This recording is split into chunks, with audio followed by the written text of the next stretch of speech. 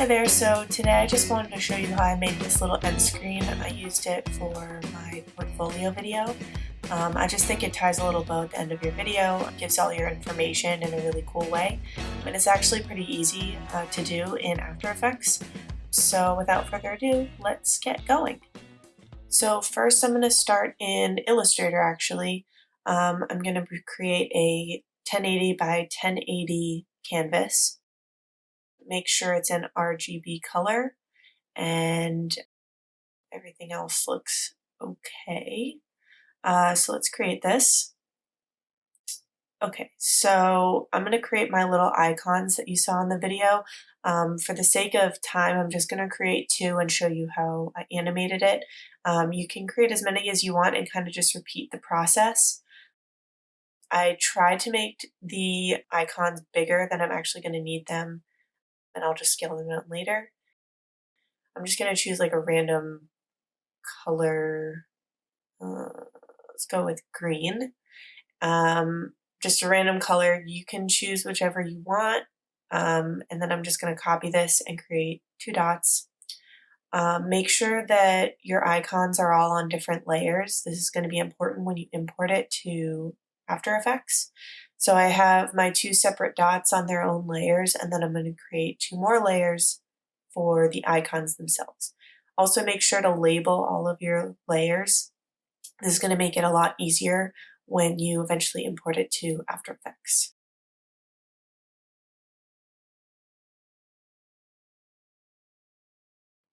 So now I'm going to create my icons, and I'm actually going to speed through this part. You can create your own icons, whatever they may be. You can even download icons, but I find it easier to have all the individual parts so that I can animate it and kind of have that freedom. And these are pretty easy to make. It's just email and Instagram, and it's just line art. So I will quickly jump to the end. I'll speed through this little part.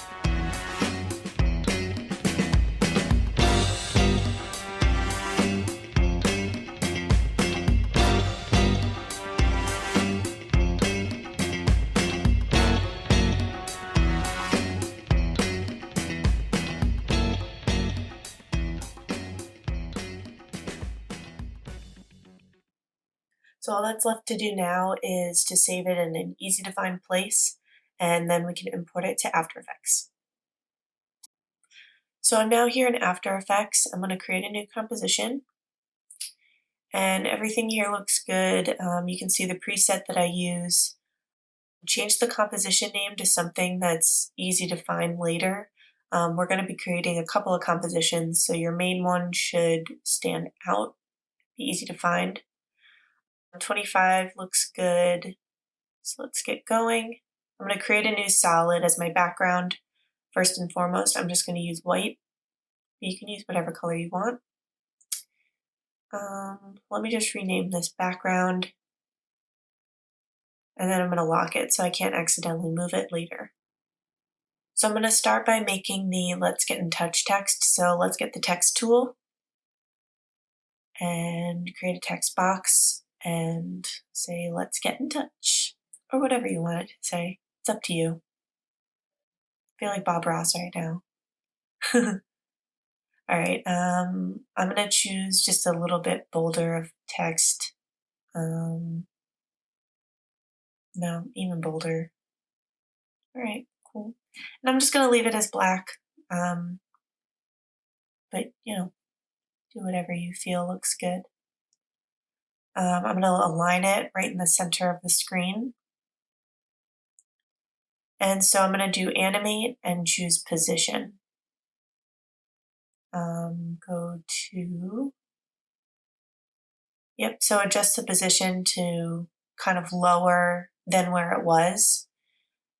And I'm going to move my playhead and in range selector.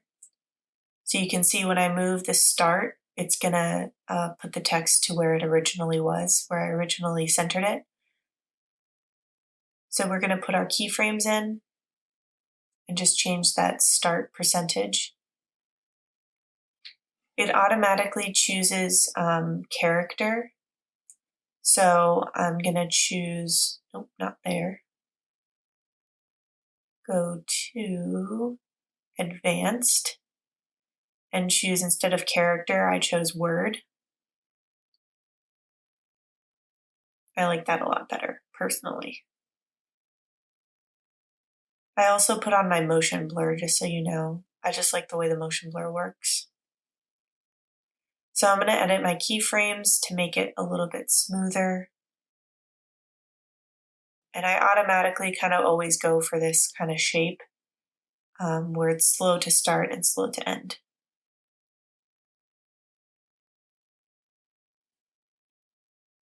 So I'm going to pre-compose this. And everything looks good here. I'm not even going to change the name of the composition. And now I'm just going to create a mask on this layer by selecting my layer, clicking the shape tool. And with this layer selected, I'm just going to drag a square over my text. Okay, so now it kind of comes out of the canvas itself. I like the way that looks.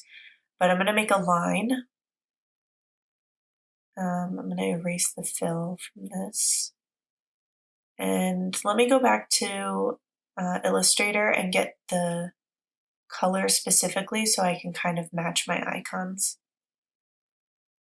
So I just copied that hex code and I'm going to create a line now in that color. So I just created a line and I'm going to change the width of the stroke. That looks good. And I want to move it so that it looks like the words are coming out of the line. I just double clicked the anchor point so that the anchor point goes right into the center of the line there.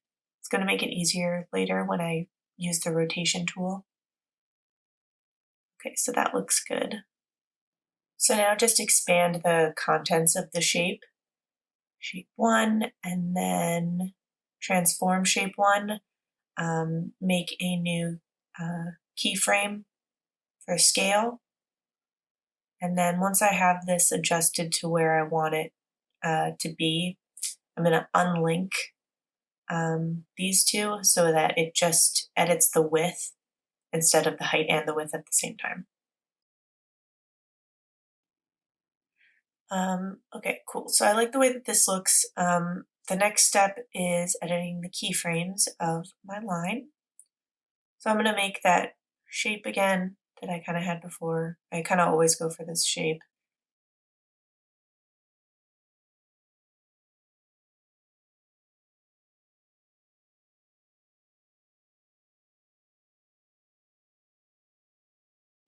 So I'm realizing I want to give myself a little bit of wiggle room at the beginning of this video. So I'm going to just move my keyframes and the text a little bit more in so I have a couple of frames where it's just white. And that way when I move it into my video in Premiere, I can kind of just easily transition or give myself as much space as I need to. It doesn't start like right away. So I'm going to add a motion blur onto my line. I like the way that looks. So next I'm going to add a rotation to this line and make the "Let's Get in Touch" text disappear. So first I'm just going to keyframe the rotation of my line. I'm going to put it as a 270 rotation, so it kind of goes all the way around and it ends straight. Okay, so I didn't align my line at the beginning, so I'm just going to go back and just delete these keyframes and restart. So I'm going to just center it really quick. Alright, so I'm actually also going to make this line a little bit longer, and I'm going to do that by clicking the path option and just clicking and dragging this one point, and then I'm going to recenter it.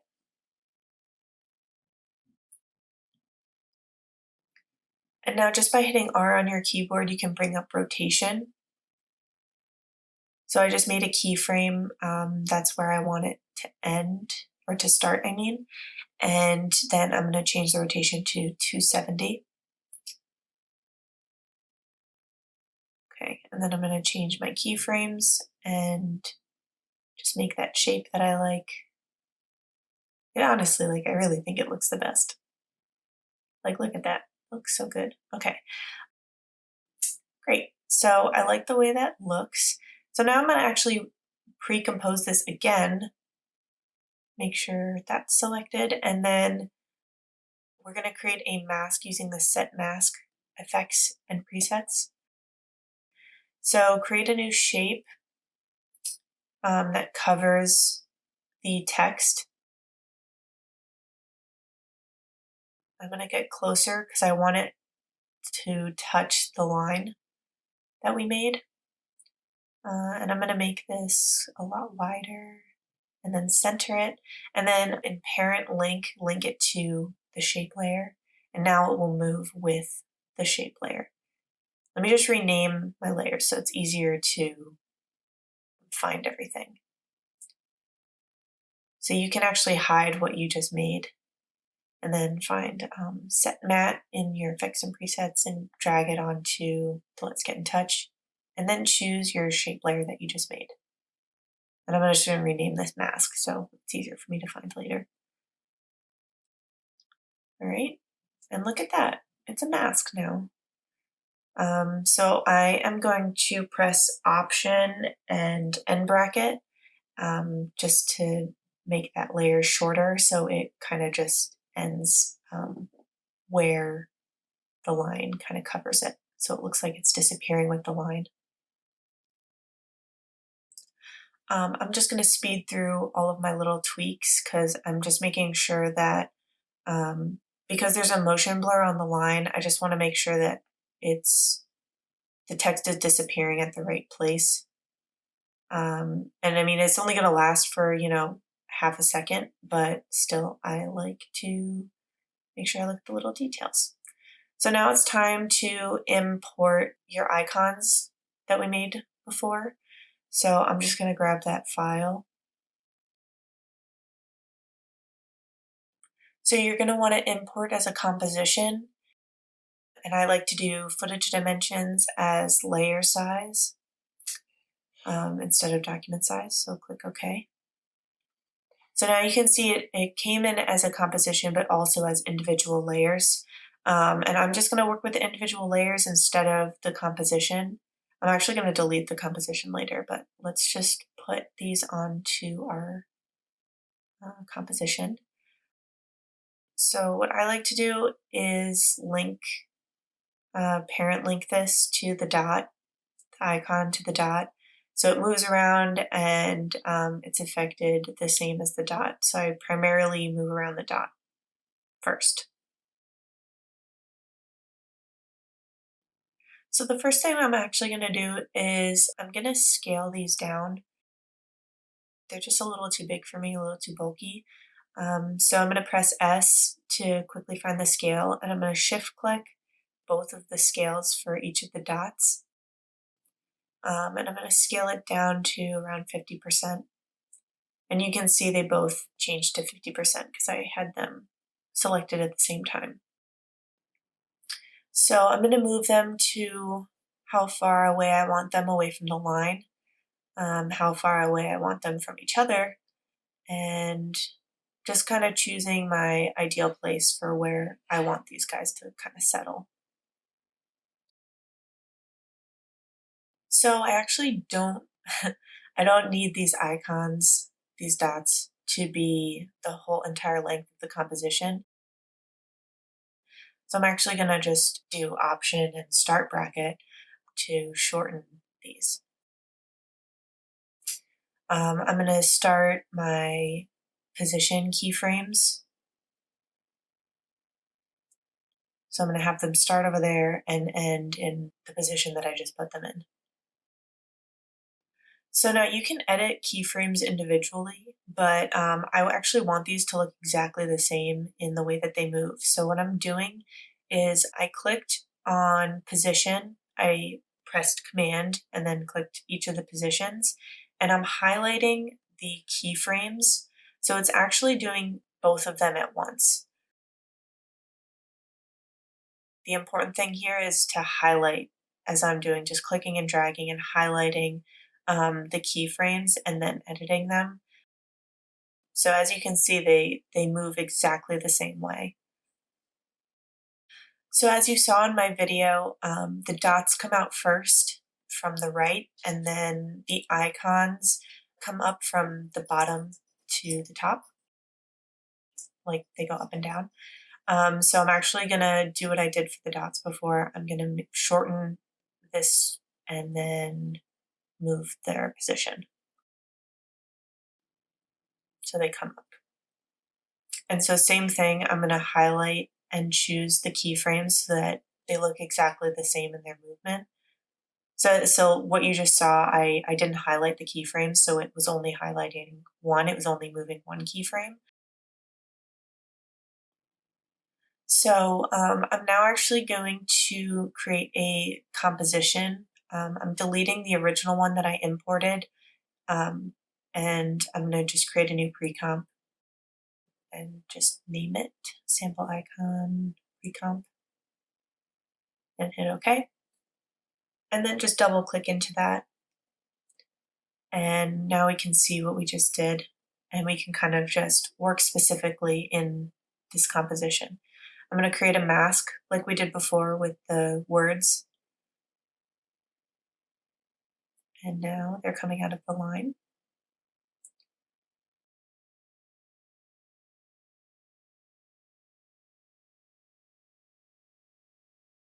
So if I zoom in a little bit here though, I can tell that my mask is not completely next to my line.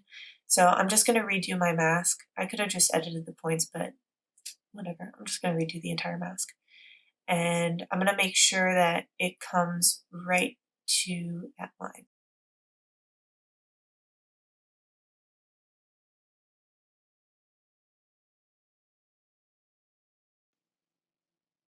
So now I am just going to go back into this pre-comp, and what I'm going to do is I'm actually going to create a pre-comp from each of these layers, and you'll see why in a second.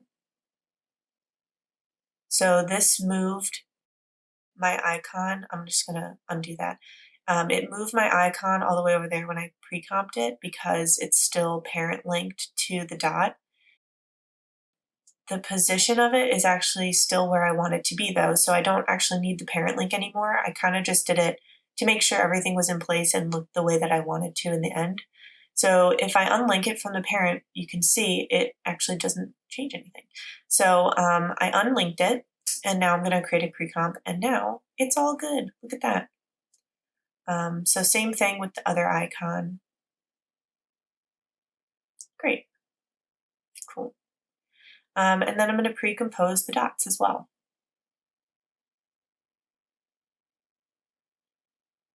Now I'm going to get my set matte again and put it on the icons, and you guessed it, choose the dots that they belong to.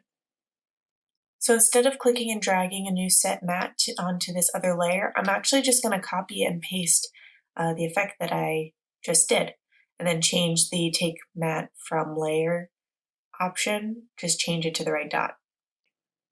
Now, look at that. So just a friendly reminder to save your work if you haven't done so already. So this is what it looks like now. So I just want to change it so that they don't come out at the exact same time. There's a little bit of a lag. So yeah, just like that.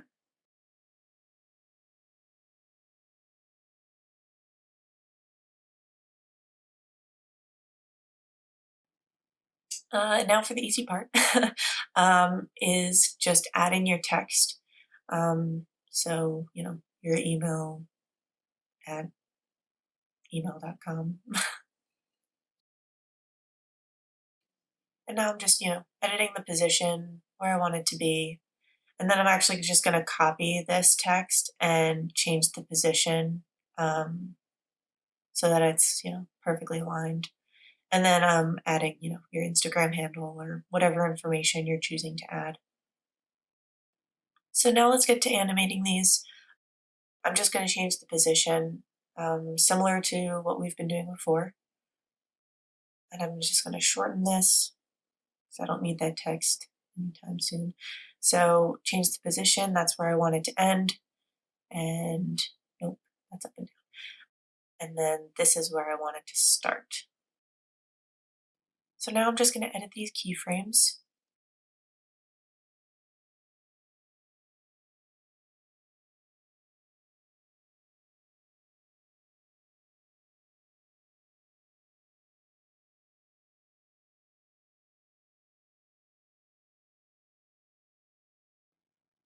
And then again, I don't want them to come out at the same time. So I'm just going to have the email come out first.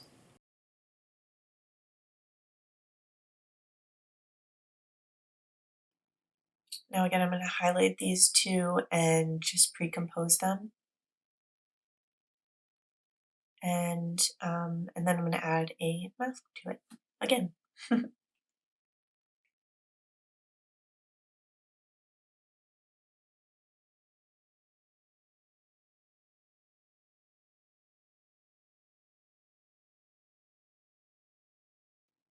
Okay, so this looks pretty good. I think it's done. So now let's import it into Premiere. So you can actually just import a After Effects file straight into Premiere. You don't have to export it first. So I'm just going to click and drag, and as you can see, you have to wait a second. You can see all of the compositions in this. So remember at the beginning I said name it something that you'll remember, something that stands out. So I can see that my main composition is right at the top. So now I can just click and drag this into my timeline, and you can put it right at the end of your video. Thanks for watching. I really hope that this walkthrough was helpful to you and you're able to use it on your own videos. These are very simple techniques that you can use to create your own animations. I'm going to be coming out with some more walkthroughs on my work, so stay tuned.